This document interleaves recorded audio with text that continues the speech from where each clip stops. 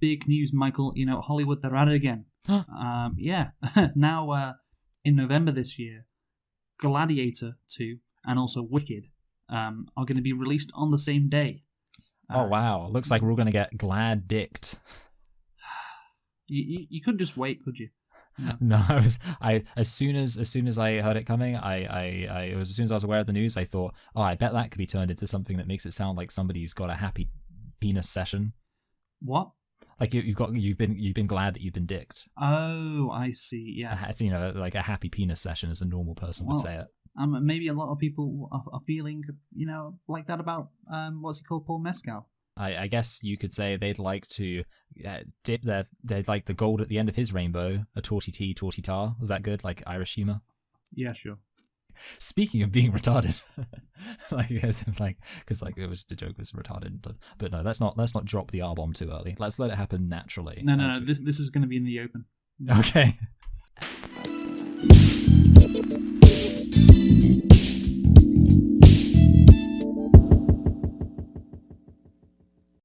Hello and welcome to Select and Reflect, the movie review podcast where we look at films that have come out in the near and distant past. We give them a couple of watches and evaluate them beyond first impressions. I'm your host Luke, and I'm your host Michael. Oh wow.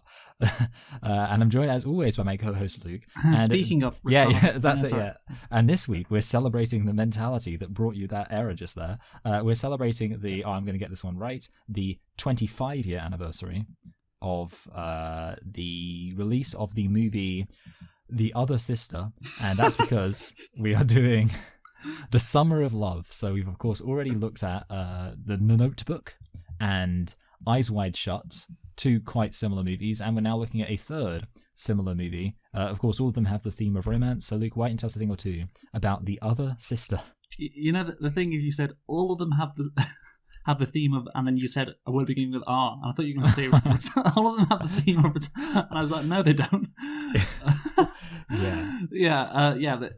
Like you said, it's the summer of love. The Notebook, Eyes Wide Shut, and The Other Sister, all exploring different aspects of romance. I guess you could say The Notebook is, young love, people falling in love for the first time, that kind of love where it's just, pure and all of that kind of thing. And then you have Eyes Wide Shut, which is, a little bit later on in the life of Tom Cruise and Nicole Kidman. They're a married couple, and, the jealousy and the power struggles that come with love, and, the fantasies, and it brings up questions of, like, fidelity, etc. Yeah. And then there's the Other Sister, which is about a different type of love. You could say kind of a differently abled kind of love. Yeah, a differently abled kind of love. That's a good way to put it, I think. So, yes. Let's get into the Other Sister. Yeah, it's... what did you actually call it, Michael? Because you were telling me you called it something to your wife, this movie. Yes, so as I was trying to make my way through this movie over successive viewing sessions, which is always a good sign. To be fair, my first viewing session, I watched it in one big block, but the second time I just couldn't handle it. So I kept letting myself get distracted and be like, oh man, I've got to get back to my retard movie. And what did your wife say? She said, don't call it. She said, you can't keep calling it that, Michael. Like, I said to myself, no, we're going to be respectful today. And we just have not been. Like, yeah. I feel like if anything, we're getting worse. I feel like back when we did, what it was called, my name's Sam, I am Sam. We were like, having a serious conversation about how the state should handle these, these differently abled parents and their unique kind of issues. And he was just like, hey, I watched a movie about a retard. Yeah, and of course Radio as well. Yes, Radio. Yeah, we were pretty respectful for Radio, I think. I think we're on the beginnings of the decline we're being seen then. The thing is, this movie deserves to be mocked. So, like all these movies which focus on mentally challenged people overcoming obstacles deserve to be mocked, honestly. Yeah. I mean, by the way, like, we'll probably get onto this, but seeing as we're talking about things my wife said, I showed her a bit of the movie, and she said... Like, how can you do that as a, like, actress who is not, mentally retarded? Because aren't you just making fun of them? Did your wife say that phrase? She said, I think she did say the phrase mentally retarded. Well, I think, to be fair... So she's a hypocrite. The rule is, as far as I know, as long as you say the word mentally, it sounds sufficiently like you're actually, like at that point, it's like it's just a diagnosis. Like you're allowed to say, oh, that person's mentally retarded. You just can't say, oh, that person's retarded. That's the rule. Yeah, that's where we've been going wrong. Yeah. That's it, yeah. Yeah. So The Other Sister is a 1999 American romantic comedy film directed by Gary Marshall and stars Juliette Lewis, Giovanni Ribisi, Diane Keaton, Tom Skerritt, and Sarah Paulson. Did you recognise Sarah Paulson, by the way? No. Wow. I recognise Giovanni Ribisi, whatever his name is. That's good. We'll get onto Giovanni Ribisi later. So the movie is directed by, like I said, Gary Marshall. It was released on February the 26th, 1999, so just in time, well, just after Valentine's Day.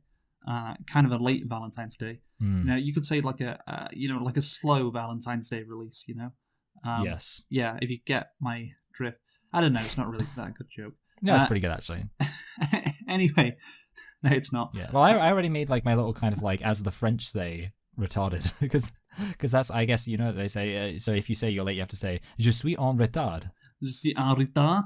Yeah, I know. Great. Love French. What a language. Anyway, well, sometimes you hear the word, again, since we're on the topic, retardation in Formula One, because it's something to do with the tyres. Like also you need fire retardant. Yes, that you also hear that phrase as well. Yeah, but of course there's not as many fires in F1. But yeah. Anyway, what about the budget, Michael, for the other sister? And by the way, whatever you say, I'm going to implement a rule from now on. I'm going to take your guess. I'm going to add 50% onto it.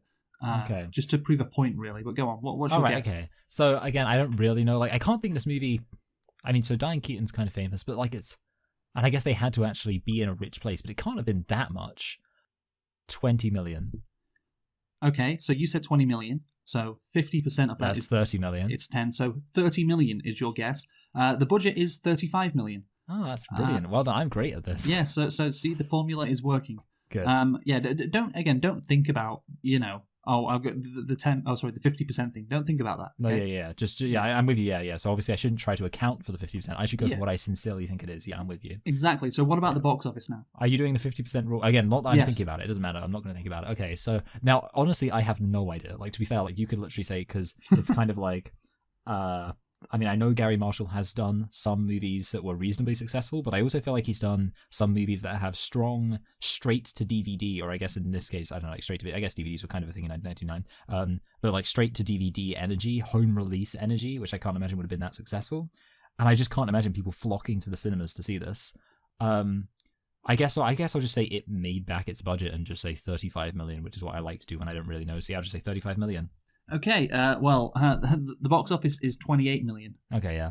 Yeah. So, it made a loss. Interesting thing about Gary Marshall. He's, some of his movies that he's done. We have, I love this, Valentine's Day in 2010, New Year's Eve in 2011, and then Mother's Day in 2016. Yeah. He's really into his festivities. Yeah. Specific movies about days in the year. Yeah. Notable days. That's great. Anyway, so decent guess on the box office, but let's not do the 50% thing. If you get it, because honestly, Michael, I don't want to trip you up. I don't want. That's fine. Yeah. It was a fine guess. Yeah. To be fair, like I literally with that, I kind of had no idea. I mean, I could have anticipated. Like, I'm not surprised to hear it didn't make its money back because, like I say, it does have strong home release energy. Yeah, exactly. I don't know about you. What was the quality of the movie you watched? You know what, actually, it's interesting because I was watching it, so I was on a very reputable site that had a choice of servers, when it kind of gives you the option to like they've got like, Netflix official website, Disney Plus, like all the official, you can pick those different servers. And at first I was watching, I was like, oh, this is very bad quality. I actually then switched to a different, like it gave me a little drop down list of other, legitimate legal websites that were hosting it. And I changed to a different one and it became better. But it's interesting that you mentioned quality because, like I say, the first thing I was watching was bad. Yeah, my definitely legal website.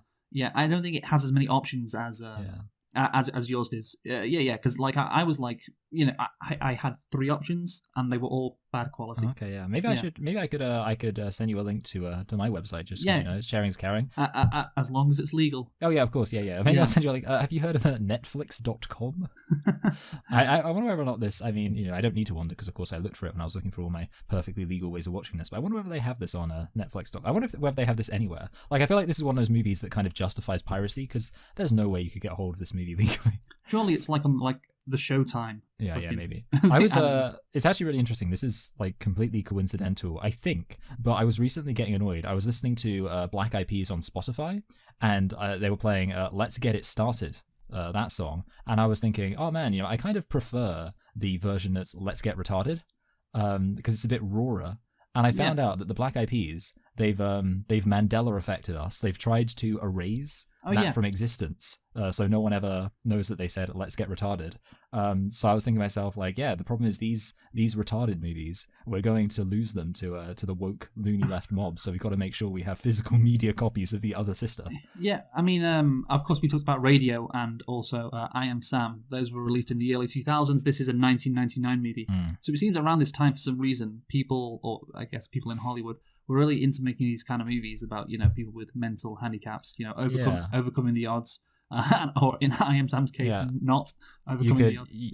This is, I'm going to argue, and I think this is a very sophisticated analysis, that the general mindset also parallels why George Bush Jr. became president. Okay. People just liked retards back then. Yeah, well, like them, and then, the Black Eyed Peas did a homage to them as well. Like, let's get starts off in this context, no disrespect.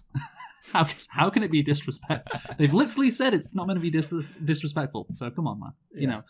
Anyway, so Michael, did you like The Other Sister? Oh god, yeah. So I didn't like this movie. Wow. It was interesting because the first time I watched it with a mindset of like, is this one of those instances where Luke has chosen a movie because he thinks it'll be funny, but it's actually kind of boring? And the answer is, it is kind of boring. It is, yeah. But there are moments. But the thing is, also I found the movie kind of annoying. Like I found the mum character like very kind of unlikable, which we will probably get into. Yeah.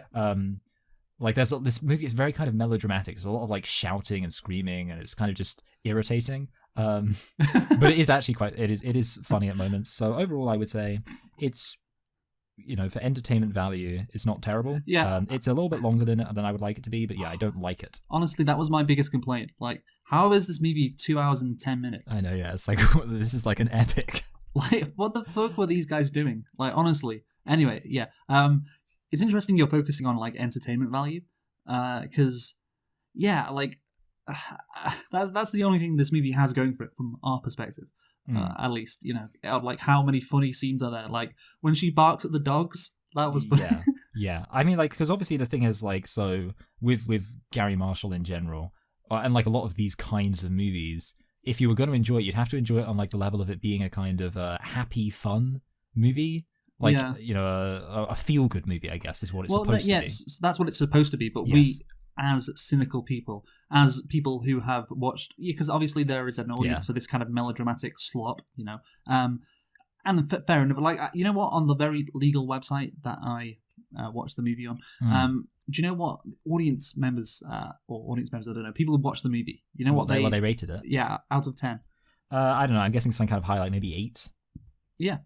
Oh, good. It was, 7.9. But that's pretty high. I'd say. People are seeking it out. Yeah, well, I don't know why, actually, but I looked up the trailer for it. This was a little while ago. But I did watch it first, and I was like, I want to see the trailer. I don't know why. But, like, the comment section was people saying that they loved this movie and they found it really beautiful. No, it was the same thing with I Am Sam or Radio. Yeah, that's it, yeah. Yeah, like, these movies have an audience, and, like, reviewers and people like us look at these movies and, like, oh, come on, man, this is ridiculous. Like, how and the acting, and, like, it's just awful. But people genuinely find movies like this heartwarming, and I know that's what they're meant to be, so I guess it shouldn't be that surprising. But yeah, it's crazy nonetheless, really, just looking at that and thinking, how can you not just think, this is just awful. Okay, how many nitpicks do you have? I've got, I guess, one lit pick. Okay, you go first. Okay, so my nitpick is, I guess it's not really a nitpick. I just thought, they can take liquids on the plane, or do they just let you do that? But again, this is pre 9/11 because she has her goldfish right on the in the water, and it was just really jarring to see somebody on a plane with a big bag of water. Like, those truly were the things that Bin Laden took from us. I'll never forgive him. Yeah, didn't he stop to think about, the goldfish? Like, mentally handicapped, people having goldfish on planes and how, Well, he took so much from us, man. Anyway, so my nitpicks. I haven't said my lit pick yet. Oh, sorry, go on. Yes, so my lit pick is that now we were going to do these movies in a slightly different order. We were going to do Eyes Wide Shut and then The Other Sister. And I've mentioned before that I've recently been trying to, catch up on some movies I haven't seen. And one way I've been doing that is planning to watch related movies to what we're reviewing around the time we're reviewing them. So there were a few Stanley Kubrick movies I hadn't seen and a few Gary Marshall movies I hadn't seen, like, for example, The Princess Diaries. And I was like, oh, that's like quite a famous, like, I've heard people talk about The Princess Diaries, I might as well watch it. Fun fact, it's not very good. Some of those movies were fine though. Anyway, but here's the thing. Because you switch them around, I was like, oh, I can't be bothered to like rearrange my schedule in terms of when I'm going to watch the movies. So I was going to mention this when we did Eyes Wide Shut, but I was like, I'll mention it now. Basically, what I ended up doing was watching loads of really like fun, cute, like Gary Marshall movies that are kind of this sort of tone, and then watching Eyes Wide Shut. And then I pivoted to a load of like dark, brooding Stanley Kubrick movies. And then I watched The Other Sister, and I was like, yeah, I probably probably the funniest two kind of types of movies you could have switched around. So that was humorous to me. Yeah, I know. I remember when I told you the list, I was like, yeah, The Other Sister, and then Eyes Wide Shut, and it's humorous, but yeah, that's this would make for the true Barbenheimer. Yeah. So yeah, but they're about love at the end of the day, So there's a common theme there, I guess. So I think I picked a good order. Anyway, imagine how imagine how Giovanni Ribisi is. That's how his name is, isn't it? Yeah. Imagine how his character would react if he was Tom Cruise in Eyes Wide Shut. Yeah. He's like, but I know the password. It's Fidelio. No one told me about his second password. Yeah, no, I'm sure he would be really weirded out and scared, when he like sees the mask at the end and he just starts screaming. Well, you know what, Giovanni Ribisi's character in Eyes Wide Shut, yeah, that's something that I wish someone would do. That's a fun concept. Anyway, right, so nitpicks, Michael. Well, mine. Actually, the first one I already said. There was no HD version for me. I had to watch it in 360p. So yeah, that's not good. My second nitpick is, did Clara really make it all the way back to Santa Barbara after she tries to run away? Because that's impressive, honestly. Yeah, you know what, actually, so this movie's set in San Francisco. She takes a plane. So where is Santa Barbara? Like, I hate to admit that I don't really know my American geography, but what is that as a distance? You don't know where it's quite a famous area. It's famous because it's in the LA area. Okay, so so she was traveling. I mean, obviously, I guess the real thing is that she took a plane. Yeah. Yeah. Like, she's ready to be independent if she's taking a fucking plane, So yeah, even I can't take a plane on my own. Oh, no. Yeah. But again, pre 9/11, I'm sure it was easier, Yeah. So, and my lip pick. So the dad, he makes a joke about, his daughters not being Democrats, So, at least they're not Democrats. And I don't know about that because one of the daughters, of course, is a lesbian. And the other daughter is retarded. So, like, if she's a Republican, what does that say about Republicans? But point, whatever. Yeah. The point is, I'm not even sure they're not Democrats, but like, it's just funny because 25 years later, these people would 100% be massive liberals who are anti-Trump. They would 100% be backing Biden. Well, maybe not anymore because he's his brain's gone. But now the only person who'd be backing him is the daughter, because he's also got a broken brain. He speaks to me. No, we won't do that. We won't do the voices. Unlike the actors. It's crazy that, like, even though we've been kind of disrespectful, we're still being more respectful than the actors and everybody who made this movie. Which we'll get into now. So, a mentally challenged young woman seeks independence by obtaining her own apartment and attending college while her family plans her sister's wedding. Yeah, so it's this coming of age story. Why have I put? Oh god, I'm so stupid. I put in my notes, it's a coming of age story for a Down syndrome girl, but she doesn't have Down syndrome, so I don't know why I put that. I feel like I'd be right to say they don't really establish what exactly is wrong with her. And it's one of those things where it's kind of just like, I feel like back in the day, it was kind of acceptable to just say, she's just got like generic brain problems. Yeah, like, she's got generic retardedness, Yeah, like that's it. Like, because like, again, my wife was like, is this like autism? Does she have autism? And I was like, it seems like too extreme to be autism. Yeah, it's definitely not autism. Like, it's that's the thing. We talked about it as well with I Am Sam. I was like, well, what disease does this guy have? Like, because the lawyer in the court, in the court case in I Am Sam, calls him mentally retarded or something. Yeah. And it's meant to be offensive, but I'm like, wait, what does he actually have then? What is his disability? Like, be specific. Because I feel like Hollywood in general, this is why this movie is offensive and movies like it, because they were just like, oh yeah, just do the generic, like, retarded voice. That's what that's it, yeah. There's like a lack of understanding or like appreciation for the distinctions. Like, what is the condition? Well, she has the IQ of somebody like half her age. And she talks funny. They have to talk funny. Like, they can't talk normal, even though I have known people who, of course, growing up, who are mentally challenged, and not all of them talk like they talk normal a lot of the time. It's so like, but you have to do the voice. You have to, and also I guess you have to not understand social cues and situations, and that's the disease basically. That's it. That's it. Yeah. And like, don't bother about the specifics or whatever. So again, there's another reason why this movie is offensive here. Which again, like in terms of like, we didn't talk about it when we said, do we like this movie? But one of the reasons why we don't, and we call it slop, and if we want to get serious, it is quite offensive to do a movie like this, and that's the first thing your wife apparently cottoned onto. Yes, she said, should they really be doing those voices? Not appropriate. Well, there's a reason why these movies don't come out nowadays. But that's the thing, it is a coming of age story. Like, she rapidly comes of age after leaving school. And at the start of the movie she's barking at dogs, and then at the end of the movie she's married. Yes. I just, that barking at dog scene, which we'll get into, but like, man, I was like, what the hell are they, like, I don't know, if my daughter saw some dogs, well, my 22-year-old daughter saw some dogs and started barking at them, and like in the middle of a fucking what is it, like an award ceremony, like a benefits thing or something, and then it was like, I want to get married, and I'm not going to do the voice. And was like, I want to get married. I'm like, no. Like, there's too big a fucking contrast. I'm sorry. I mean, I don't know, like, because, I was going to say, like, I know obviously your whole thing with I Am Sam is you're very much into pointing out that this guy should not be allowed to... Well, you didn't say not be allowed. He should not be allowed to have unsupervised access to his daughter because he's clearly not capable of taking care of her. Of course he should have access, but similar sentiment here in that, like, I was thinking at some point we would get onto the fact that this woman should definitely not be, like, entering into the legally binding contract of marriage with a guy who she, like, barely knows and like 5 seconds ago. Barely knows. Yeah. It's not that aspect, like, because they're together for a few months. It's like, whatever, that's fine. It's not the craziest. She's just not in general kind of like very mentally mature. Yeah, and like, getting married is a whole another level to, like, just living with, or being in a relationship in their own apartment. But again, it's not as bad as I Am Sam. But I'll get onto it at the end. One of the reasons why it's kind of okay as well. The family's going to support them. But this family is apparently incredibly rich. So, like, fortunately for her, she can do what she wants. So, that kind of, it makes the conflict kind of go away at the end, I found. But,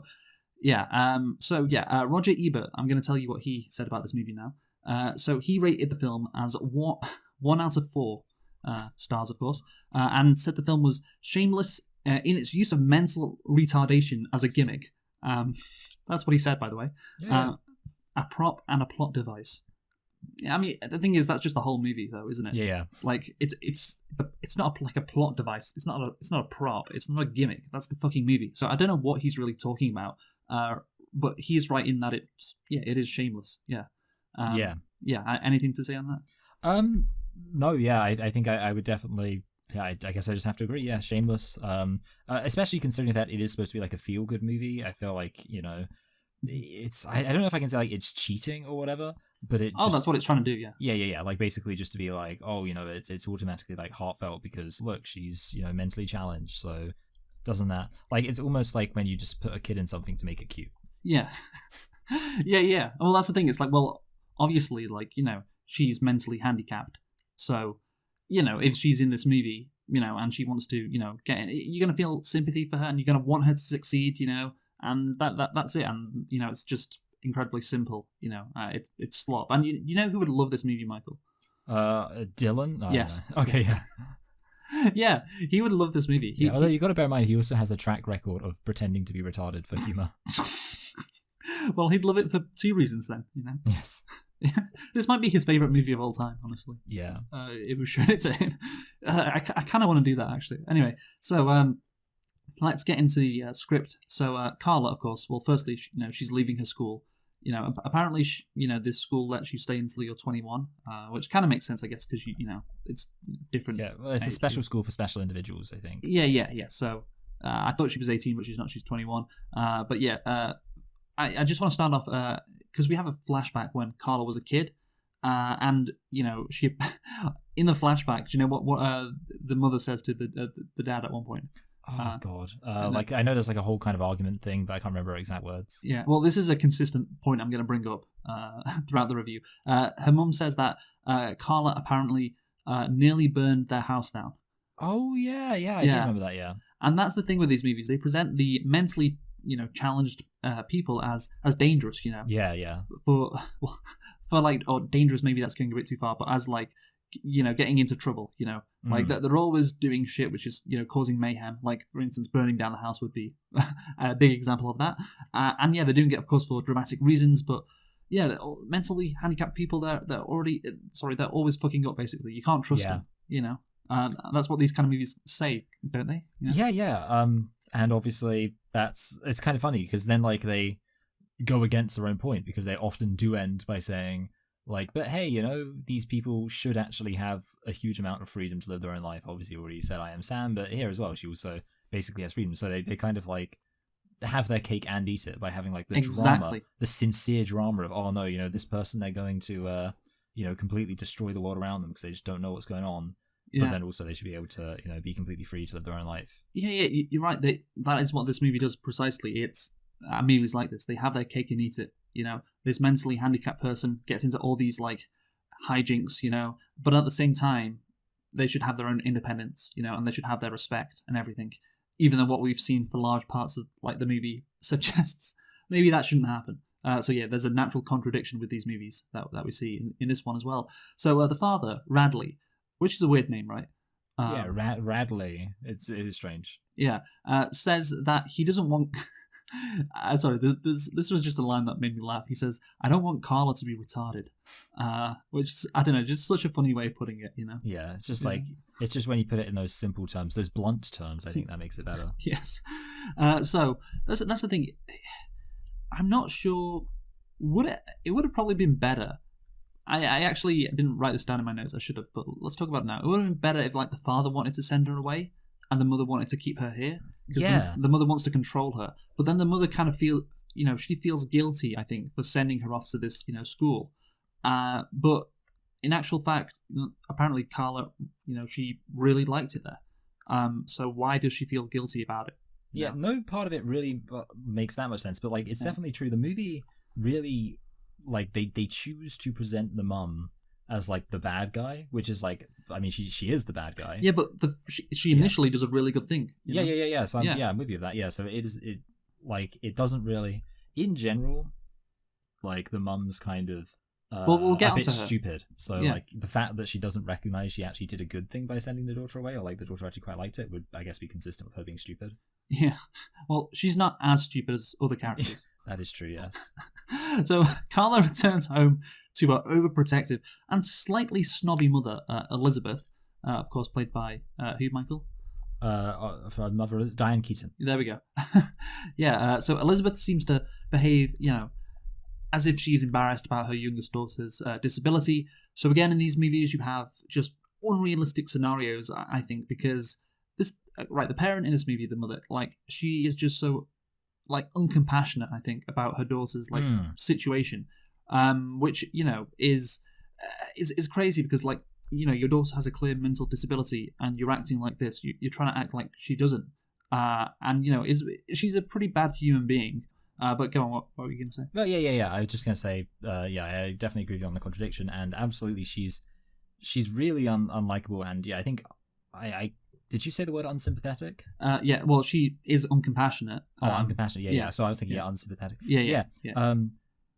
Yes, basically, like, she's very much, and I do, like, I'm trying to think about how realistic it is, and I think, like, I could imagine maybe there would be parents who'd just be like, just be normal, just don't do that, blah, blah, blah. The thing is, I feel like it's unrealistic after she's already gone off to this school. Like, I can imagine it if it was, like, if the movie was about, like, a much younger daughter who's got, like, mental issues, and the mum has like such a firm idea of, no, you've got to be polite, you've got to be proper. But it's like the fact that she's 22. Yeah, she's 22, and she's like, yeah, now I'm going to try and like teach her to play tennis and like basically try to mold her into this really sophisticated, ladylike person. Yeah, you're right. I could see this character working if she was like, 15 years younger, you know, like 7 years old. Obviously, you recognize she's different to the other kids.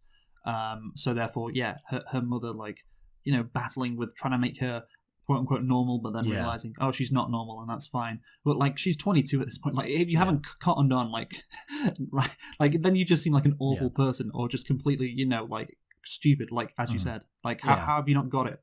Go on. And I mean, like you say, with the inconsistency as well, that she's literally like, on the one hand, like, because she sent her to a school specifically for mentally challenged kids, and also one that has like this guy who seems to be kind of quite accommodating, things like that. And you could imagine, like, if it was consistent, maybe she'd have sent her to some boarding school that's for like sophisticated posh people. Like, she's going to go to a sophisticated posh, and she's going to learn to be normal. And like the inconsistency as well, because she's also like resistant to her going to college, like a normal college. So it's kind of like this weird thing where it's like sometimes she wants her to be normal, like learn to do tennis and not to bark at dogs. But then at the same time, she also is resistant to her being normal, because she's like, no, she shouldn't go to like a normal school. She should go to a special school. I think, to be fair, it's about like controlling her, and at least in this school, it's like, well, that's the thing. She feels guilty about it. She's like, I should have never sent her to this school, even though, as you say, that's stupid.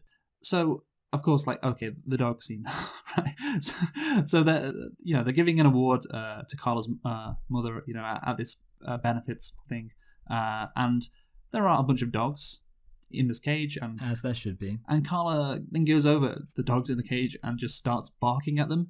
I would have loved to have been in the writers' room when they came up with this concept.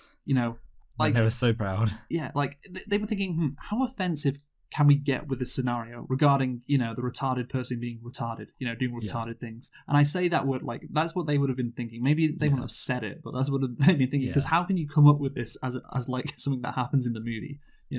I just want to know the brainstorming session. It's like, there's a bunch of dogs. She should go over to the dogs and start barking at them.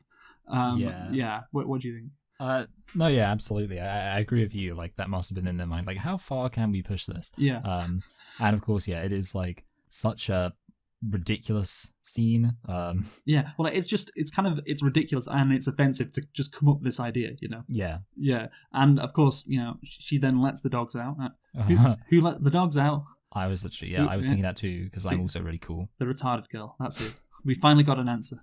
Oh wow, it's the crossover between the Black Eyed Peas and whoever did the Who Let the Dogs Out. So I don't know who did that song, but yeah. I don't know. Yeah. Well, how embarrassing for them. Like, everyone knows that song, no one knows who did it. Yeah, I know.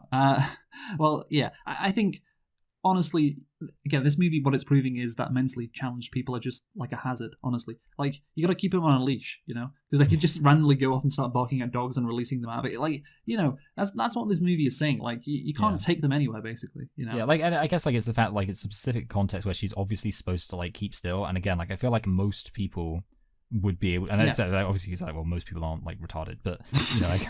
Thank you for clarifying that.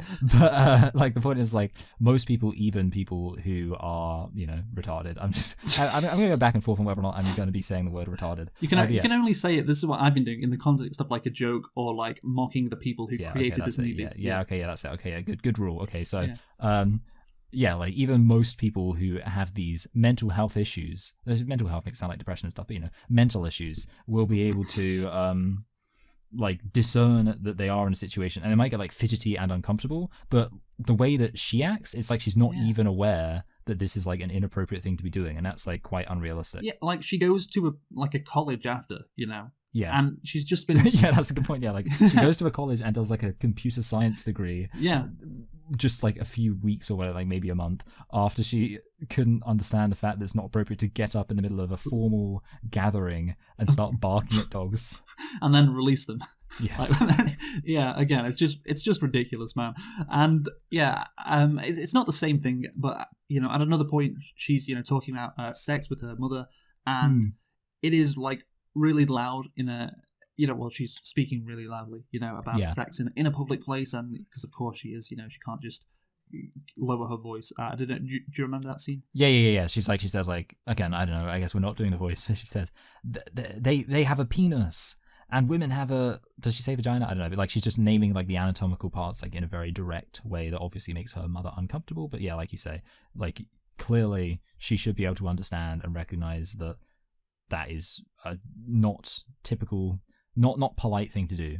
So, of course, in the movie, Carla, her ambition is to, seek more independence from her family, and she wants to earn a diploma from this polytechnic school. And so, yeah, that's a nice, I guess, basis for the plot. Like her mother wants to control Carla, even though it doesn't really make sense, but, and she wants independence, and as the teacher says, dignity.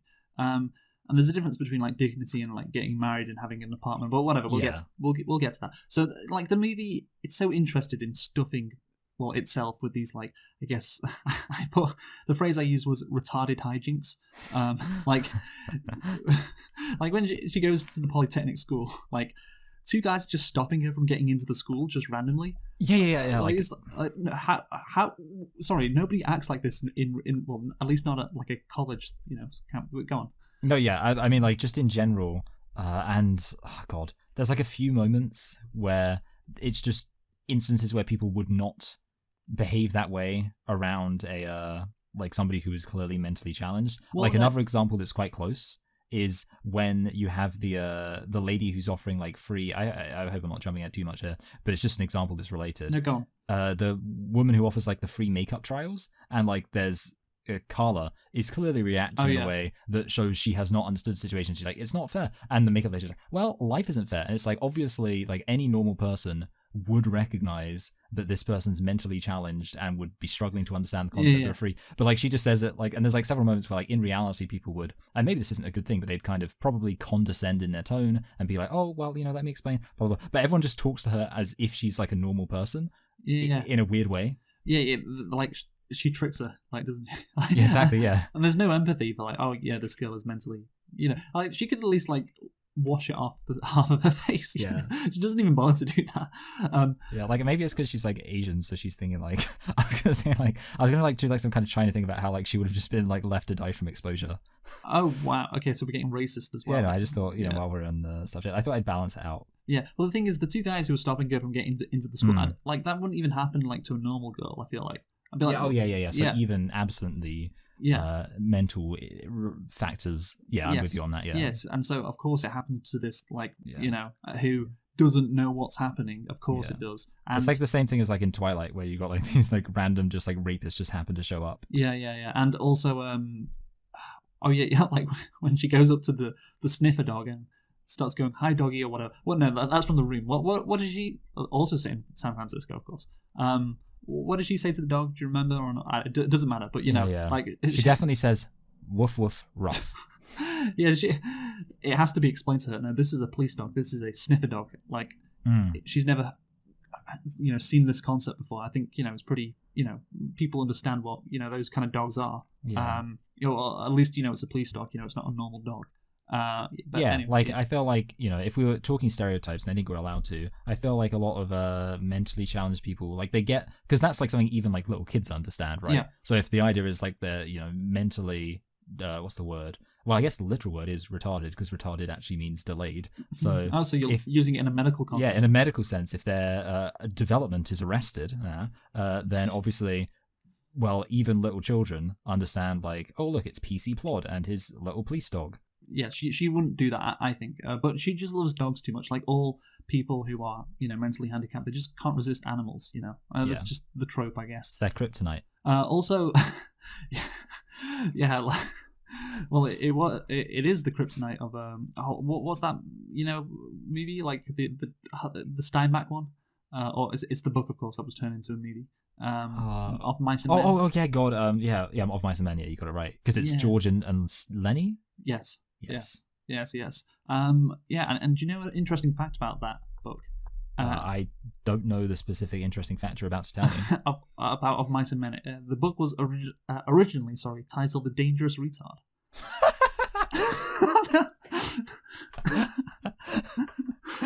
I don't know. Is this like the way you were like building up to it, as if it was like some interesting piece of trivia?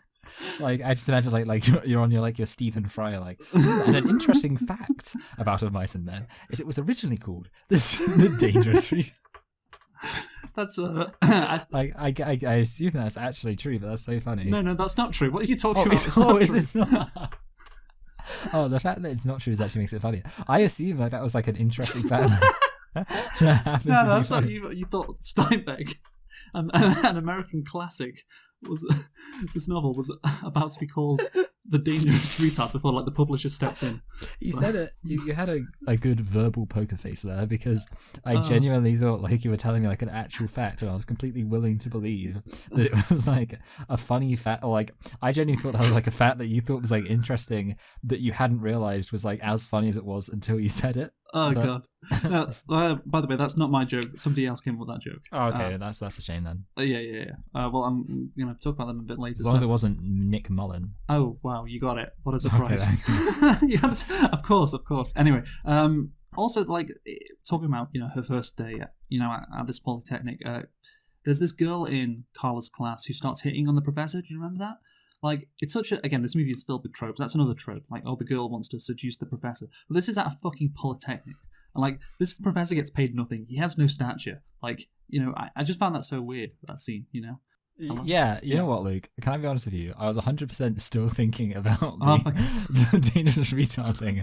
And I was, like, not fully paying attention to what you just said. Okay, tell me what you just said. It's something that it was about the professor, right? Yeah, like the girl who sits next to Carla, like hits on the professor, Yeah. It's like, why? This guy works at a fucking polytechnic, Yeah, I was thinking that, like, yeah, he's not hot. I'm with you on that too. Well, yeah, like, and there's no stature there either. Yeah. I feel like it's because, like, back in the day, women, this was hot off the sexual revolution. They only just got the right to vote, and they were looking like anything was impressive to them. No, I actually am agreeing with you on that. I suppose actually also, thank you. This would be a good moment, seeing as we've said this movie is about love, and that is the main reason we're talking about this movie, to explore what it has to say, the many nuanced things it has to say about love. This is kind of like an example of how this woman, Carla, starts to like realize the idea of, I guess, sexuality or flirtation, because of course we see her roll down her socks a bit. Oh yeah. So the cute little things like that. Yeah, exactly. Yeah. So I guess that's the point of the scene, but it's just because I was going to say like what was, because I was literally just thinking like what was the point, but yeah, I guess that was it. Yeah. So Carla meets another mentally disabled student, Daniel McMahon, or however you say it, nicknamed Danny. That's not a nickname. That's just another version of his first name. Wikipedia. Yeah, good point, Lukey. Is retarded. Yeah. So they become friends, of course. And who is Danny played by? Giovanni Ribisi, the Scientologist. Is he a Scientologist? Yeah. He's one of the, as far as I'm concerned, famous. I keep saying Ribisi. It's just there's no L in it. I just realized. He's one of the more famous Scientologists, in that he's actually, I think, quite committed to it, and I think he's been one for quite a while. Well, since Giovanni Ribisi is in a movie about mentally handicapped people, you mentioned him before.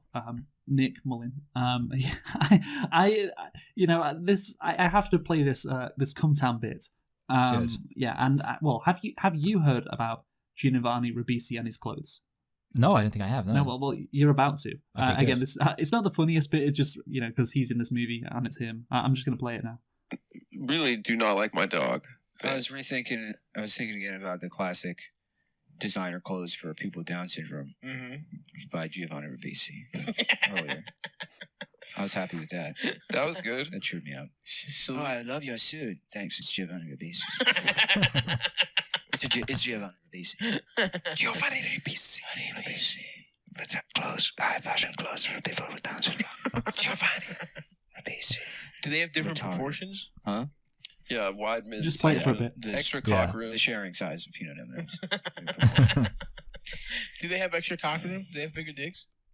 Oh, retards? Yeah. Oh, they're packing heat. We talk about this weekly. No, they don't. I did see a kid in my elementary school with a huge retarded cock. But other than that, Nick, what were you saying? Sorry, the nicknames that Brendan had? I don't know. I just wanted to play it on because I was listening to it and Stav said that, and I was just like, yeah, it's good to hear Adam Friedland with the contributing for once. Oh wow, shots fired. I know, yeah.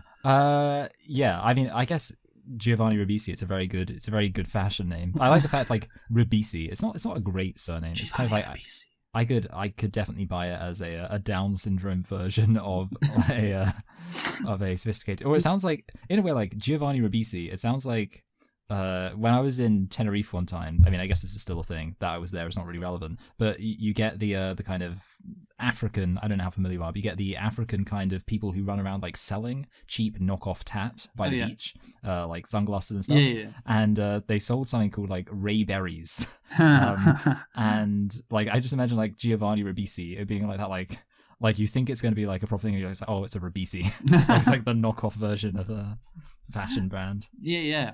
I mean, I think that bit was funny, and of course, it's just because he's in the movie, so you had to play it. Speaking of Giovanni Ribisi, I think when Juliette Lewis and who plays Carla and Giovanni Ribisi as Danny, when they're talking to each other for the first time, of course they do this throughout the movie, but this is when I thought about it.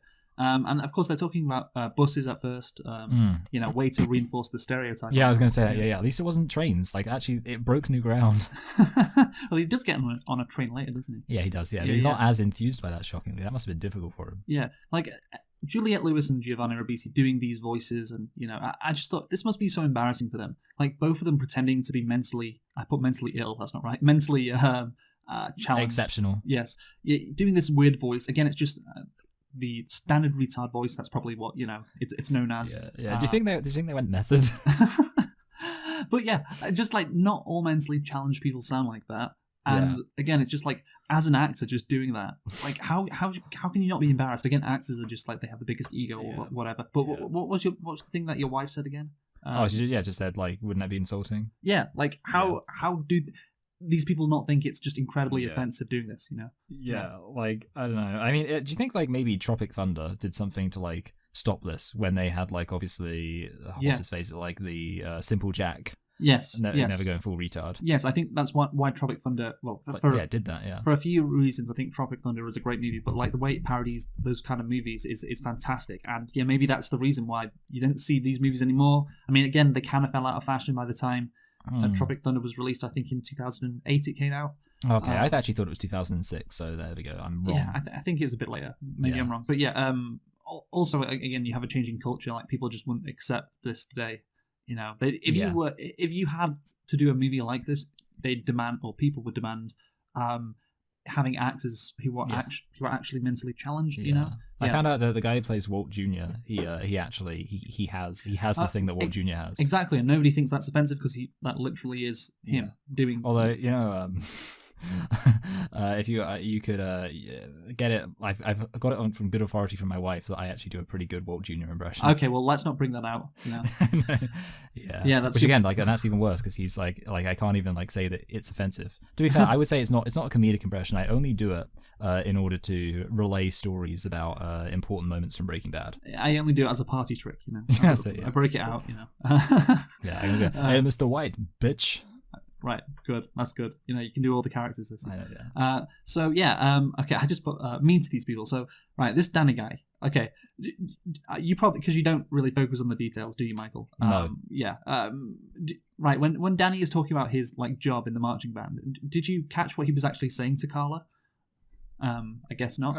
Is it the thing about he gets paid with marshmallows? Yes. Okay, yeah. And it's like, so they throw the they throw the marshmallows in the tuba. Yes. And he gets to pick the marshmallows. Yes. He gets to pick the marshmallows out of the tuba. I like that. This feels like something that you would have as like you would do to the village idiot in like the Middle Ages to entertain a king. Like, it's just throw the marshmallows into the tuba and let the local village idiot pick him out. Yeah, like, so he gets paid in marshmallows, and we find out like it's not even that. Like, these marshmallows are just thrown into the tubas, and then on Monday, so this is after a couple of days, because the games are on Saturday. So on Monday, these 2-day-old marshmallows, Danny gets, quote unquote, to pick them out of the tuba and eat them. Like, this is how he gets paid, and like he's being taken advantage of in a ridiculous way. And again, like, obviously this isn't happening in real life. So these writers, like, how did they come up with this concept as well?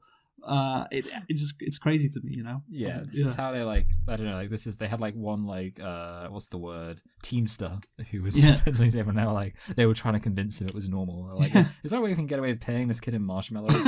I've got it. This movie we're doing. Oh god. Yeah, it is like it's genuinely funny. It almost feels like feudal. Like I say, just like, you know, like this boy whose like job is just to do this horrible task. Yeah, and also like people apparently put gum in Danny's bicycle helmet as well. Like it's people are just so cruel to this mentally handicapped guy. Like I just can't imagine, like, especially adults. Of course, he goes to this polytechnic, you know, like fucking maybe in high school, okay, people would do that, but like, you know, fucking adults, 18-year-olds, like bullying like the mentally handicapped, you know, adult as well. It's just like maybe in the 90s that's how it was. Like people were just crueler, but it seems crazy to me. Like no, yeah. I agree. It's unrealistic. I think, you know, worst case scenario, like some people, you know, might do it behind closed doors or in a podcast. But no, yeah, obviously it doesn't count for us because we're making fun of the fictional version that's already offensive. Yes, exactly. But, yeah, like ultimately people wouldn't just bully this kind of person. No, yeah, that's the thing. You know, this movie. They just bully this guy. You know, because like, but you know, people could understand there's a difference between being the unpopular kid and being like the mentally challenged kid. Like we understood that. We understood that like at our school. You know, I hope we did anyway. You know, I can't speak for everyone, but like, you know, I wouldn't fucking, you know, bully or make fun of like one of the mentally challenged. Like, why would I do that? Like, you know, I'm not a fucking psychopath. Well, kids, to be fair, are quite psychopathic, but, you know, doing it as an adult, that takes it to a whole nother level. I just can't imagine. But anyway, so, basically in this movie, what we have discerned is people are mean to mentally handicapped people, just on the regular, apparently. And this was normal. You know, paying them in marshmallows and then sticking gum in their, you know, bicycle helmets. It's just, you know, and apparently this just happened. Envying Danny's freedom, Carla convinces her parents that she can live on her own and moves into her own apartment. That's the thing. We are not even like halfway through the movie, and a lot of the conflicts by this point have just already been resolved. Because Carla, at one point, if you remember, she says, like, when she gets a good score in her test, you know, she passes her exams. She says, "I love my teachers and my apartment and my family." And it's like, well, what's the tension here? Like, she's already she's already gotten what she wants. You know, the character literally just says that out loud. So well, where is the tension, Michael, for Carla? You know. Yeah, well, I guess obviously it needs to arise from her mum hating her eventually. Yeah, well, it's that's the thing. It switches to like Danny now, because then Danny. Yes, exactly. Yeah. Yeah, so Danny, you know, his independence is compromised when his wealthy and detached father stops sending him money due to Danny flunking his classes, which is very harsh, honestly. Like, again, yeah, especially like it's kind of interesting because like they don't really like follow. You'd almost imagine, or at least I would, that it would be building up to. Like, in some way, there's going to be a payoff with him actually, you know, having another shot at it or something like that. But instead, it's just like he fails, and it's like, oh, that sucks for him. Yeah. I know. Again, this the second half of this movie, I just feel like they kind of give up on, honestly. Yeah. So Danny begins to realize that the independence he enjoyed comes with a staggering cost. That's what it says on Wikipedia. Oh, wow. Which, does it come with a staggering cost? The staggering cost is just that his like parents have to pay for him. Yeah. Or his dad, specifically, I guess. Also, $500 per month to live in San Francisco. Yes. Yeah. Those were the days. Those were the days. I mean, I've never been to San Francisco, and I don't. Oh, really, Luke? Have you not been to San Francisco? That shocks me. No. Considering what I know about your proclivities. Oh, I see. You're making a gay joke. Okay, yeah. That's funny. No, and I don't plan to live in San Francisco anytime soon. But yeah, I know rent there is expensive, and I know like $500. Yeah, that seems like peanuts compared to now, I imagine. So also, the scene, you know, the scene he has with Ernie, like the handyman guy. Like, yeah. Isn't that the scene a bit weird? I don't know. Like, you know what? I think there's one interesting thing. This is where my having watched a whole load of Gary Marshall films pays off. This guy, this actor, is in every single one of those films. Oh, wow. Every single one. So I feel like one reason why it could be a bit weird is because he's a cameo character. Like, it's just like, this is the guy who appears in every single film, so they're like, oh, he's got to be somewhere. So, like, maybe by this point, because a lot of his other films are from, like, the early 90s and 80s. By this point, it was just like, oh, I'm running out of roles for this dude. I'll just have him be, like, some random caretaker. Yeah, like, you know, he lives alone, doesn't he? Yes. Yeah. It's a good job he doesn't molest Danny, honestly. Yeah, that's good. I thought when he was, like, patting him on the back, I was like, you know, he could take advantage of him. I was also thinking that, yeah. Okay. You got to count... they need to count their blessings because Yeah, and it of could course, be a lot worse. where do they live? Oh yes, exactly. Yes, molestation station. Yeah, that's what it's known as. Yeah, That's what we call that. okay, The right. sodomite capital of the world. Okay, so during a Christmas party at the country club, Danny drinks too much to build up his courage to declare his love for Carla. He also tells everyone about their first time making love. Good. A humiliated Carla burst into tears, screaming at everyone to stop laughing at her. Although Danny did not intend to embarrass Carla, she refuses to see him anymore. Yeah, I was wondering what the conflict would be like at this stage in the movie. I was like, well, Yeah. what's happening? Like everything seems fine. And okay, so the mentally challenged character goes and embarrasses everyone, fucks things up. Okay, that's what's going to happen. And again, yeah, mentally disabled people, just can't be trusted to be responsible adults, can they? Yeah, I mean, I think in this case, like, I'm at least willing to buy the idea that, like, alcohol, like, maybe that is a difficult thing for them to handle and blah blah blah. So I don't find that like as ridiculous as if, like, because obviously the alternative would be if he just did it in general because he just didn't understand anything. Like the fact he was drunk, makes it into the range of like, oh, maybe, but yeah, obviously the thing is it's a very cringe scene. I cringed when it happened. And obviously also very melodramatic. Yes. And actually the other thing is that's another example of like people just don't behave like normal people. Like I felt like the way everyone laughed, it felt like very over dramatic in like a way where, and maybe it's one of those things where it's like kind of from her perspective or something, but like it felt like they were like laughing in like a really weird way where I just can't describe it, but it just felt very unnatural. Like now, this movie hasn't been this artistic for the outer world to be perceived, or we perceive it through Carla's eyes. It's not okay. Good, yes. Yeah, we're not giving them the movie the benefit of the doubt. Yeah, good. Yeah, so over time, Carla, she realizes she's in love with Danny still. At her older sister Caroline's wedding, Danny surprises Carla by showing up at the church and asks her to marry him. In a scene mimicking The Graduate, the couple's favourite film, to which she accepts. I feel like, I don't know if the term is lampshading here, but your movie is full of tropes, okay? Yes. That have been in other movies.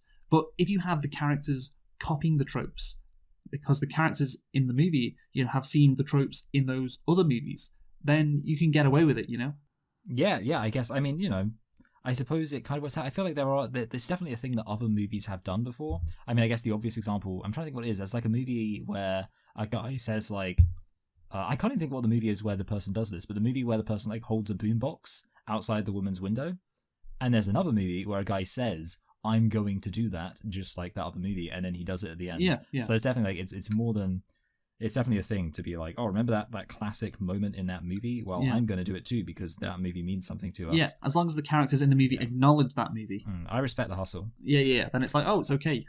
It's like you can't criticize it for the tropes. But yeah, I still think you can. And yeah, the thing, right? I'm going to talk about the title. What is the title of the movie, Michael? It's The Other Sister. Yeah, and so I thought it was going to be based on the title. And based on a lot more about the relationship between her and her sisters. No. Okay. So I thought it was going to be about to use a comparison of a movie we reviewed recently, 16 Candles. When of course the main character, what she calls Sarah or something, she in 16 Candles, of course, her birthday gets forgotten because her sister is having her wedding the very next day, and of course in this movie, Caroline, Carla's sister, is having her wedding. And I thought the focus was going to be on, Caroline's wedding, and like the other sister is kind of forgotten. Like, yeah. But it's the opposite, honestly. She gets the most attention, Carla, which again you could say, well, is to be expected because she's, mentally handicapped. But I just, based on the title, I just thought it was going to be like, the opposite. And indeed, like one of the sisters, Caroline, gets upstaged at her own wedding.